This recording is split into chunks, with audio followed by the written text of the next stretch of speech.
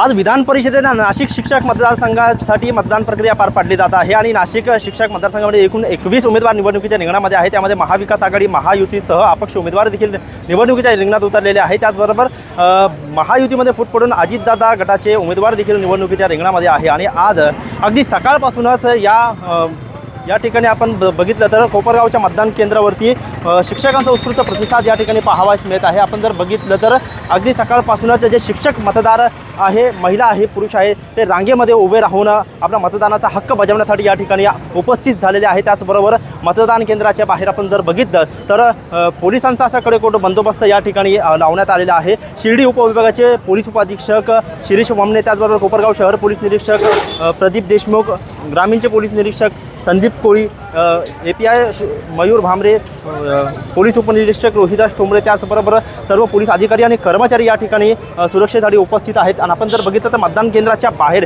या ठिकाणी बूथ लावण्यात आलेले आहे। या ठिकाणी मोठ्या संख्येने जे आहे तर कार्यकर्ते जमलेले आहेत।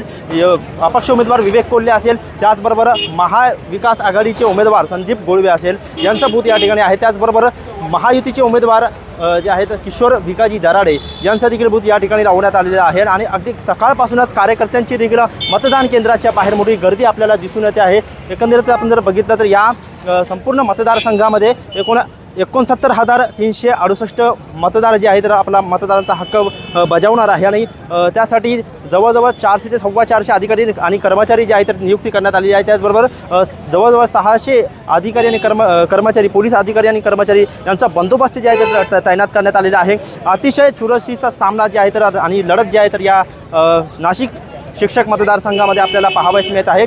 महाविकास आघाडीचे उमेदवार, त्याचबरोबर महायुतीच्या उमेदवारांसमोर जे आहे तर अपक्ष उमेदवारांनी जे आहे तर आव्हान उभे केलेलं आहे। आणि अगदी सकाळपासून मतदारांमध्ये एक उत्स्फूर्त असा जे मतदारांनी उत्स्फूर्त प्रतिसाद दिलेला आहे। आणि सकाळपासूनच या ठिकाणी गर्दी जी आहे तरी आपल्याला पाहावयास मिळत आहे। आणि एकंदरीत आपण जर बघितलं तर या सर्व मतदान प्रक्रियेनंतर जवळपास जे 21 उमेदवार आहे त्यांचं भवितव्य जे आहे तर मतपेटीमध्ये बंद होणार आहे। आणि ते मतपेटी जी आहे तर 1 जुलैला ओपन होणार आहे। आणि त्यानंतर निकाल लागणार आहे। या निकालाच्या दिवशी या नाशिक शिक्षक मतदारसंघाचा बाजीगर ठरणार आहे। आणि त्यामुळे 1 तारखेला नेमकं कोण विजयी होणार आणि कोणाच्या खांद्यावरती विजयाचा गुलाल पडणार हे याचीच उत्सुकता आता मतदारांसह नागरिकांना लागलेली आहे।